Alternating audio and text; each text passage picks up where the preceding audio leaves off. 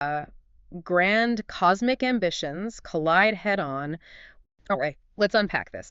Imagine a story where grand cosmic ambitions collide head-on with the messy, sometimes kind of funny realities of life, love, and, well, local law enforcement. That's a great way to put it. That's precisely what we're diving into today. You've brought us a truly fascinating narrative, lunar aspirations, and terrestrial troubles. And it really wedges together the lives of these characters in ways you just wouldn't expect. It really does. They get tangled up. So our mission here is clear. Yeah. We want to pull out the most compelling bits of insight from this. We're going to unravel these threads of, personal drama, family suspicion, this really intriguing mystery, and then, bang, a shocking revelation. Right. By the end of this deep dive, you'll hopefully have a shortcut to understanding a situation that looks like one thing at first. But then you peel back the layers, and it turns into something totally different. Lots of aha moments, we hope. Exactly. Those are the best kind. So we start, like so many stories do, with a secret love affair. This one's between Amahle and Solomon. And the source paints this really vivid, almost arresting picture of Amahle. Says her beauty demands you take your time, her walk is graceful, mentions her. Large, beautiful thighs, bright complexion, smooth skin. Makes one swear she's a goddess. Wow, quite the description. Right. Stands tall, has everything a woman could need, it says. And this isn't just, casual. Their meetings become a habit. She's often visiting, sleeping over at Solomon's place. Sneaking out early, though. Exactly. Carefully returning home before Gasa and Mazwan, Solomon's parents, wake up. It's this really carefully guarded secret, but the intensity, you can feel it. Yeah, and what strikes me immediately is just how intense Amale's passion for Solomon is. I mean, the text says she's willing to end her engagement over him. That's huge. It really is a massive declaration. But then you look closer, and you also see Solomon. Well, he's feeling a bit disturbed by her constant visits. Right, it interrupts his work. Exactly. So right there, it's not just simple romance. You've got this built-in conflict of interests, of priorities, right at the heart of it. Her devotion, his feeling distracted. It's a small detail, but it really sets the stage for tension later. Hints that even love causes its own terrestrial troubles. And the plot, it thickens fast. Because Amahle has a fiancé, Sibello, and he works pretty far away, in Durban. Okay. Distance. Right. Which, gives Amahle plenty of opportunities to spend time with Solomon. But secrets, especially like this one, they rarely stay secret for long, do they? Not usually, no. Sibello starts calling, can't get hold of Amahle, and whispers start, rumors. And it's not just her. Solomon also starts making these strange visits to Amale's place, leaves home, no real explanation. But both sides are acting suspiciously. Totally. And his parents, Gasa and Mazwan, they get more and more worried about his comings and goings. Gasa especially starts suspecting Mazwan isn't intervening enough. Pointing fingers within the family. Yeah, even accuses her of being too permissive. And when Solomon gets back, often in the morning, he gets scolded, warned not to disappear again.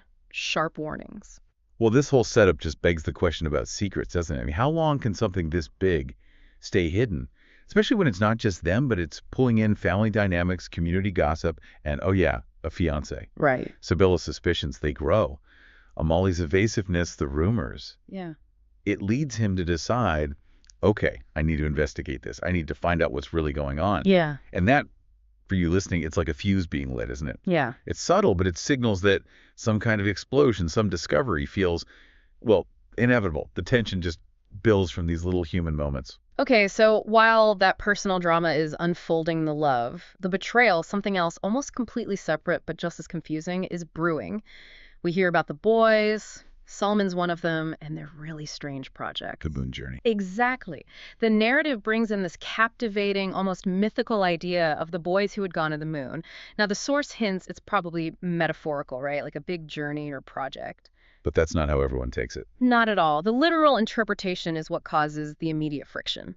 They're described as being locked in a house all day, busy building forts. It sounds odd, doesn't it? Building forts all day. Definitely not typical. And this mystery activity, it causes huge concern among the community elders. We see Mr. Ntuli going over to Gasa's place, and both men are just consumed with worry about the boys being gone all day doing this. Yeah, and if you look at it from the elders' point of view, Gasa and Ntuli, what's fascinating is just how much they struggle to get what the boys are up to. Totally lost. Gone to the moon. They hear that phrase very literally. And so to them, it sounds dangerous, maybe crazy. Right, not ambitious, just nuts. Exactly. Their immediate worry isn't trying to understand the project, it's about safety. Are the boys safe? Are they following the norms? They're worried about what they would do if the boys actually went on this journey, even while it seems like it's already happening in some way. Yeah. It really highlights that classic generational gap. Yeah. You know, the elders' traditional grounded view versus the younger guys' more abstract, maybe even radical ideas. Yeah. It's a disconnect that feels almost sadly predictable. And then things just take this completely unexpected turn. Suddenly the focus shifts, like boom, Yeah. away from family drama and weird projects to a very real, very aggressive outside threat. Okay. Dogs start barking like crazy, and this young man shows up, looks absolutely furious, like full of rage. He greets Gasa, but his whole vibe makes it clear he's a police officer from a unit in Taylor's, and he seems to be there with the parents, probably the other boys' parents. So the parents might have called them in or are involved somehow. Seems like it. And this officer, he's incredibly rude from the get-go, knocks on the door with his shoe. With his shit? Yeah, shows zero concern for Goss's displeasure, and basically just forces his way in, pretending to sort of play around while being really forceful. And Tully's reaction is quite telling. He instantly wishes he hadn't come over, realizes he's stuck in a bad spot. Wow. It's just the sudden, jarring shift in the story's tone, like getting hit with cold water. Yeah, and that aggressive approach, it makes Yeah. you ask why. Why come in so hot? Exactly. What's the deal? And his first questions are very revealing. He immediately asks about guns hidden in the house. Guns. Guns. And insists on searching for both guns and marijuana at the same time. This tells you it's not random. The police have received specific intel. Right. But it's clearly distorted information. Whatever they heard has painted the boys' activities, the forts, the moon journey, in this really negative criminal light. So building forts becomes hiding guns. Precisely.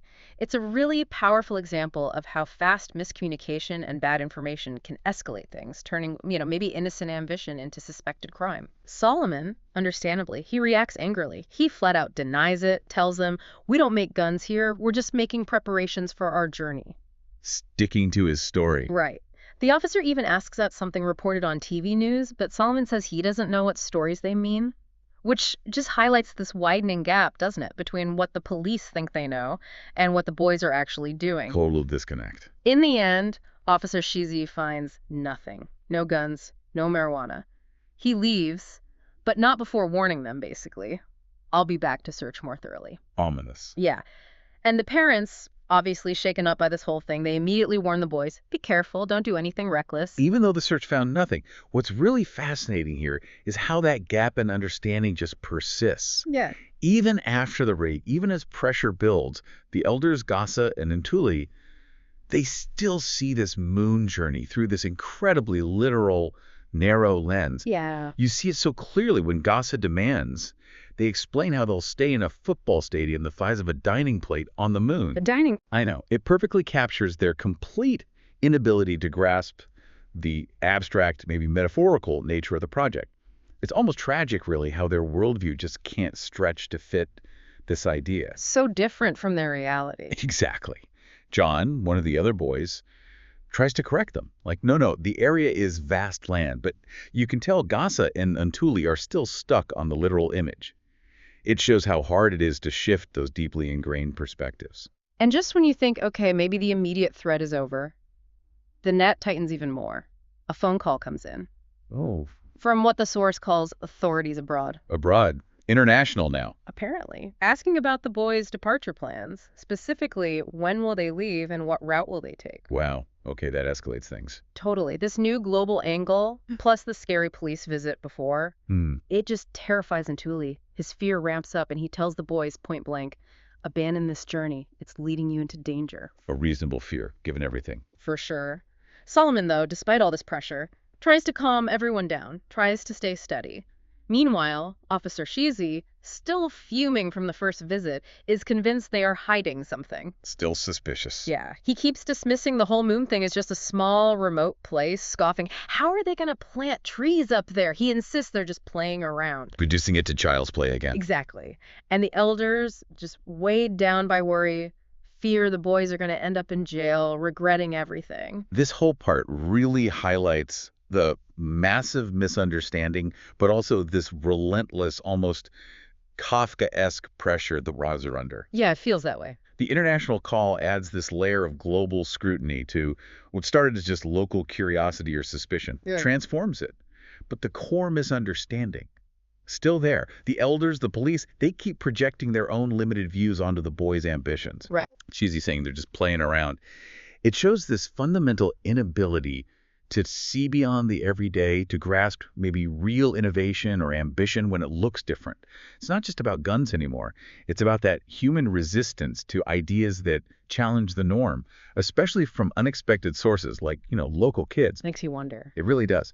How often are big ideas just dismissed as play or mischief because they don't fit our boxes? Okay, now hold on tight, because this is where the whole story just flips. Takes this dramatic, absolutely mind-bending turn. All right, I'm ready. The officer, Shizi, still confused, still suspicious. He's out and about in town. And he sees people carrying newspapers. And what he reads on the pages just amazes him. The newspapers. Yeah, the stories are completely unexpected. So driven by this sudden, intense curiosity, he goes to the station commander's office to get a copy for himself.